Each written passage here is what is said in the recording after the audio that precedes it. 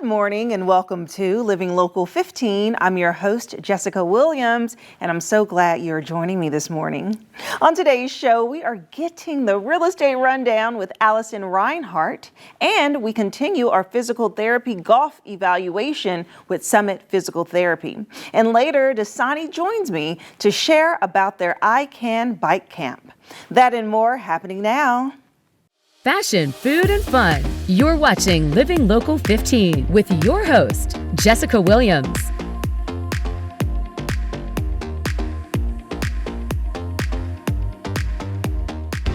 This segment sponsored by Summit Physical Therapy.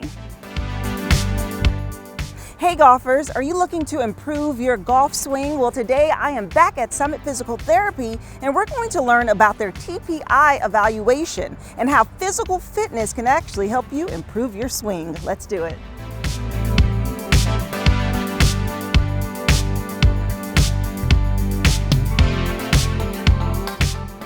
I am back at Summit Physical Therapy, continuing an exciting conversation about TPI evaluation, which will help golfers improve their swing. And joining me now is Andreas Lomar. Hi. Hi. How's good it to see you going? again. Yes. So Andreas is a certified physical therapist and owner of Summit Physical Therapy. And so the last time we spoke, you introduced us to the concept of a TPI evaluation. So can you share with us more about that? Yeah, just to maybe summarize it real quick again. So TPI stands for Titleist Performance Institute, and we look at what a golfer needs to bring to the table from a physical standpoint to execute a golf swing properly. So today, I'd like to maybe talk a little bit about kinematic sequence. The golfers in the audience, I'm sure they will all agree that a swing like Jon Rahm's or Dustin Johnson or Jim Furyk are not very similar. They're all very different, but they have one thing in common, and that is from the top of their golf swing, they're what we call or refer to as the kinematic sequence is the same. So we're looking at what the pelvis does, what the trunk does, or your torso, your arms, and your hands are kind of synonymous with the club itself. Right. So taking it to the backswing, from the top of the backswing, we're looking for the lower body to start. So we want the pelvis to start, then the torso follows, then the arms, then the wrist, which is again synonymous with the club, with the actual shaft of the club. Okay, so basically you're saying that there's a flow and a connectivity with the body parts that you have to kind of make them be isolated, but yet connect all together to make that swing. And that it starts with a physical fitness aspect to it, not the skill of whether someone can play golf or not, but just the fact that you have to learn how to move your body to create a successful swing. Right. Right. Right. That's so cool. It all has to like fall in sync. So it's kind of like you have a few good musicians, but if you throw them into one room, they don't necessarily make a good concert. Okay, so we have to make sure that all those components like flow and follow in succession. Okay, so that harmonization makes perfect sense. And so you're going to actually show us some of your evaluation with a recreational golfer? Yes. Okay. So John is a very decent golfer, a better golfer than what I am actually, and but he's also getting older. He's noticing that his mobility, his strength is not what it was when he was in his 40s. And so he's getting to a point where he needs to make some adjustments to where he either fixes those issues or he learns how to work around them. So arthritic changes happen to all of us. We work a lot with senior golfers, which is anybody over 50. So when we evaluated John, we noticed that John has difficulty rotating over his hips. So the options that John has is to either work on mobility, and we can probably make it better, but we may not necessarily be able to make it perfect. So through your TPI evaluation that you offer, you actually show your clients how to do different moves, and immediately you can tell if there are issues with their physical fitness and ways they can improve to help them with their overall golf swing. Yeah, absolutely. Yeah. So we see issues that very much or very often they were completely unaware of, and they're oftentimes like flabbergasted that they didn't know that they weren't moving well in a certain area, or that they couldn't isolate their hips, or that they couldn't do a single leg stance with their eyes closed and they fell right over. Okay, so those are not just drills for strength, those are drills for body awareness, and I think that's what a lot of players are lacking. Yes, and how I kind of see it is this is perfect for a current player, whether you're a professional player, a recreational player, or those who are interested in getting into golf, because honestly, when you go out to take a golf lesson, you're learning how to putt, how to hit the ball, but not how to work your body first, and it all starts with the body, correct? Right, and it's a really important piece of information for the golf pro,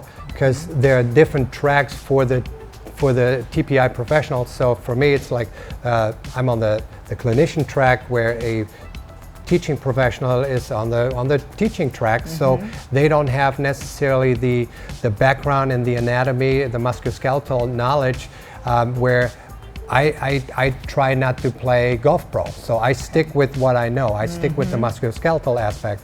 And so if I have a player that's been working with a pro for months and months, and they just can't seem to get what the pro is trying to get them to do, I might once in a while I get a call and say, hey, I can't get this guy to turn onto his right side. Can you take a look at him and tell me what you see? And so those things, that's the perfect scenario where we're working with a golf pro, and we can say, John can't do that. You're asking him to do something that he physically cannot do. So we need to either fix it, or we need to learn how to work around it. Okay. Well, that's wonderful. Okay. Well, thank you so much, Andreas, for sharing about this evaluation. Also very cool. And if you would like more information about Summit Physical Therapy, or to book your TPI evaluation, we'll have their website listed below, and I'll see you after the break. This segment sponsored by Summit Physical Therapy. Living Local 15, proudly driven by the Kelly Automotive Group. The mission of DSANI, the Down Syndrome Association of Northeast Indiana, is to enhance the lives of people living with Down syndrome, advocate on their behalf, provide information and support to families and professionals, and promote acceptance and inclusion of people with Down syndrome. Here to share more about their upcoming camp is Executive Director Shelly Yoder. Hi, Shelly. Hi, Jessica. Welcome. Thank you so much. Yes, it's so good to see you. Good to see you again, too. Yes, and so you have an upcoming camp that sounds really exciting, and I can't wait to learn all about it. Yes. But first, share with us about DSANI. Give us a little background and history about the organization. Sure. DSANI has been in existence for over 20 years now. It was started originally by a group of parents who wanted a place for their children with Down syndrome to belong. So from there, we've made great strides over those 20-some years in impacting families in an 11-county area in Northeast Indiana. We do outreach to new and expectant parents. We do outreach to doctors and hospitals too, because they're very important in helping us connect to families who can benefit from our services and the programs we offer.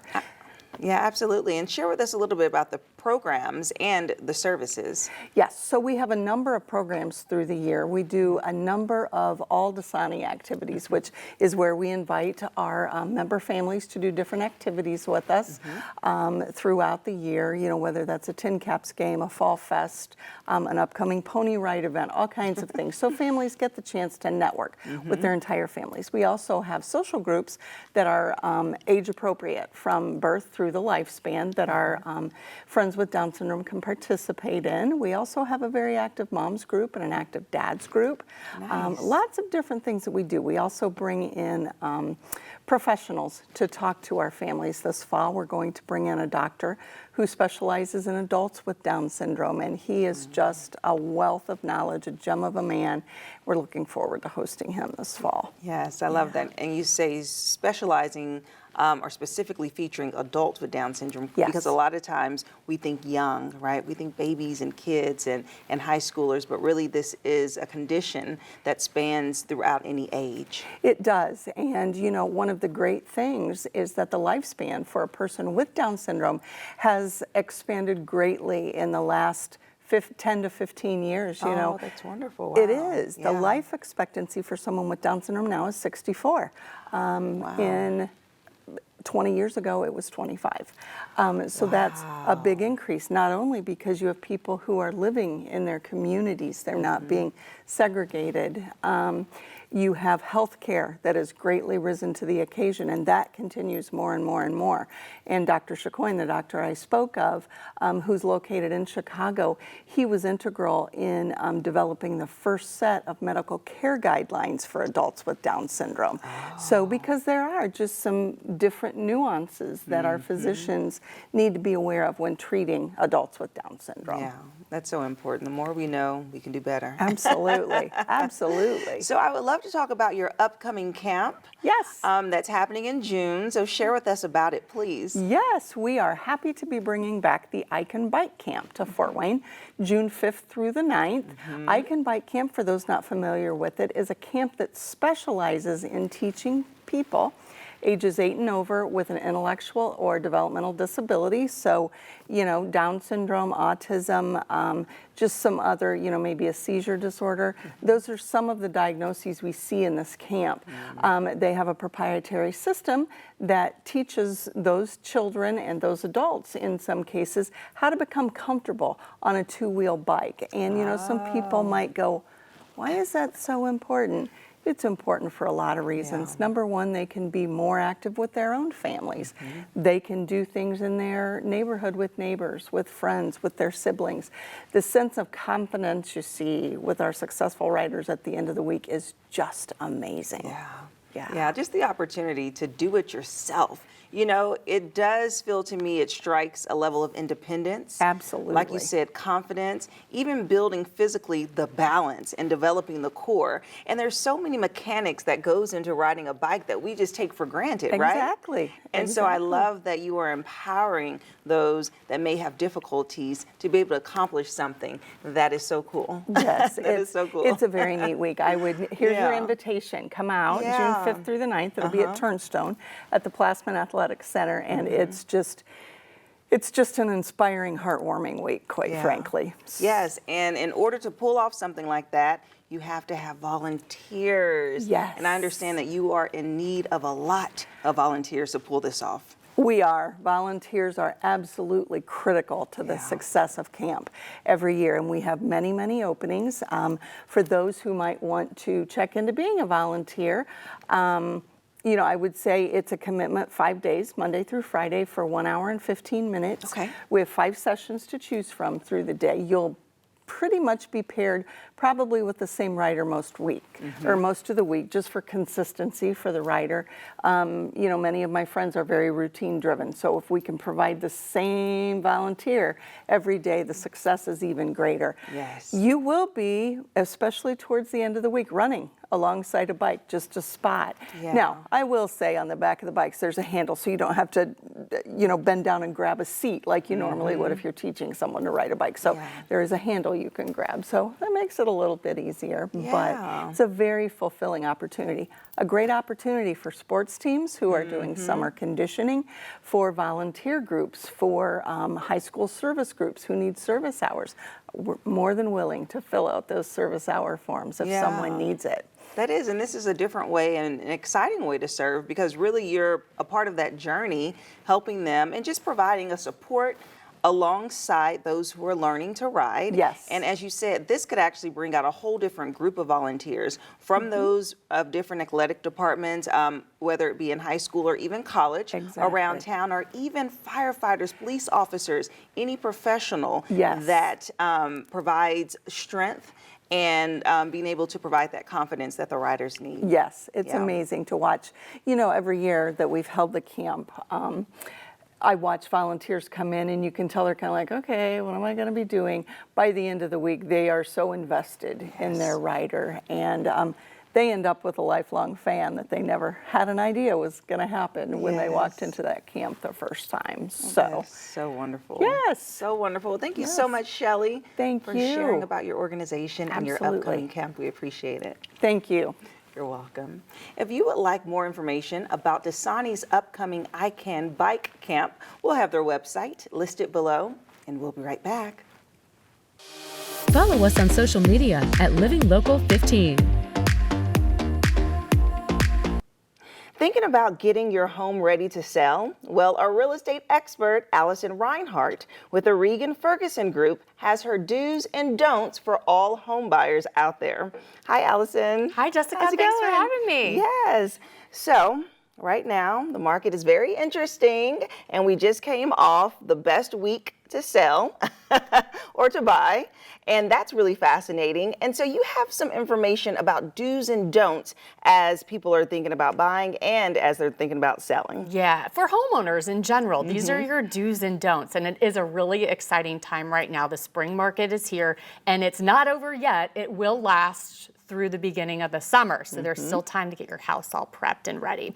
Okay, so what my best advice is, just keep it simple, okay? Lots of people think, I've got to do a huge project. I got to remodel. I've got to, switch out all my furniture. No, you don't have to do that. Actually, the small little fix-its go a long way, and they go much further than those huge remodels in terms of getting more bang for your buck. Okay. Where do you invest? I would definitely say curb appeal and your entranceway. So that really goes a long way. There is such a thing as first impressions really count, and you will get more money from your sale when you invest there. And a nice new fresh coat of neutral paint goes a long way. The rule of thumb is if you haven't redone your interior in paint in the last 5 years, it's time. Okay. And what about a first-time home buyer? Is this a good time for them to buy as well? I would say yes, because buyers, even though those interest rates are a little higher, you have more negotiating power. You can negotiate more on price, so you can negotiate with the price coming down. You have more time to make decisions. Last year, homes were going in a day. And so those first-time home buyers who were doing this for the first time, their heads were spinning. They were missing out on opportunity after opportunity after opportunity. Now they have time to make a good decision, a little bit more time than they did last year, and to negotiate this year. Negotiate, okay. It's all the buyer's power. That's right, that's right. They don't have all the power, but they have gotten some back in the last year. They got some back, yeah. Now for sellers, it's a great time too. Some people are saying, I'm kicking myself for not selling last year when home prices were up 14%, 15% year after year since COVID. This year it's just correcting itself pricing wise, but our homes went up another 5% in value from just last year, which is normal for the Fort Wayne market. So prices are still really great if you want to sell. Also, I want to talk about your home equity, right? So we're seeing these price gains year after year, 14%, 15%, this year 5%. The average homeowner has increased their home equity by about 70% overall. So that makes it another really attractive time to go ahead and sell. Is there any reason that someone should hold off? Should they say, maybe right now is not the time? Yes, and as a realtor, I probably shouldn't say this, but yes, there are cases that you should not get out there and buy a home or sell a home. Number one, if you need a large new mortgage, right, and you have not built up that equity that we talked about, maybe you've only been in your home for a year or two and don't have that cushion for higher rates to make those moves, I would say hold off. Hold off for a couple more years and build that equity, and maybe it's not a great time to buy right now for you. Okay, so deciding on that though, to hold off or not, how would one make that decision? Talk to an expert. I would make some phone calls. I would talk to a lender also first. They're really great. A great local lender can really crunch your numbers, give you a budget, and tell you what you can and can't do. Always talk to a very knowledgeable real estate expert. They can also give you the knowledge of the market and help create what I call a move strategy for you. And that's complimentary. Most good real estate professionals will sit down just like anyone and map it out for for your particular needs. Right. Okay, so share with me some of the favorite items that you were seeing, things in homes around Fort Wayne in particular. Yeah, I mean, I love going home shopping with people because you get to see everything that's in the market. Yeah. There were some really cool bonus spaces and sunrooms that people have invested in. Those little add-ons, you know, if you're building a house or deciding whether to upgrade or not, they really pay off in the long run, especially when you have that unique feature and it's time to come and sell, they pay off. Another thing this surprised me, pools. You either love them or hate them. Right, right. What, do you love them? Oh yeah, I love a pool. Yeah. You love a pool as long as you don't have to take care of it and pay for it, right? So you either love it or hate it. So we had put a house on the market this spring that had a pool, and I thought, well, we'll see. Droves of people came out to see this home, and when I asked why, oh, what brings you out today? It's because of the pool. So I think the pools are really coming back, and they're a hot commodity in our market. Yeah, I love that. I mean, a big old jacuzzi.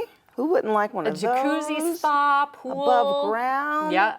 Little sauna. I love a sauna. Yeah. Listen, I could create some really nice luxury features if someone needs some ideas because, you know, homeowners since COVID especially have really made that investment into their home spaces, and now we're seeing it pay off when it does come time to sell. They've been able to enjoy it, and now that's what people want. Yes, you want to create a community within your home. You know, you want to be able to create a space that's comfortable, that you can do everything luxurious and relax and self-care without leaving. Absolutely. And that's what people are doing here in Fort Wayne. Yeah. Okay. Well, thank you so much, Alison. Yeah, thanks for having me. Sharing that information.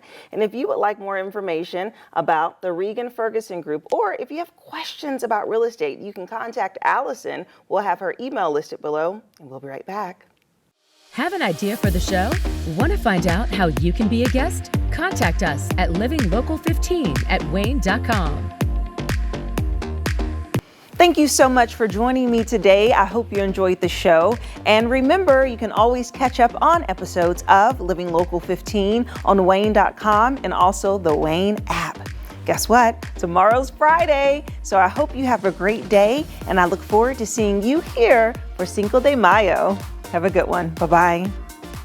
Content segments during today's Living Local 15 were paid for by these sponsors.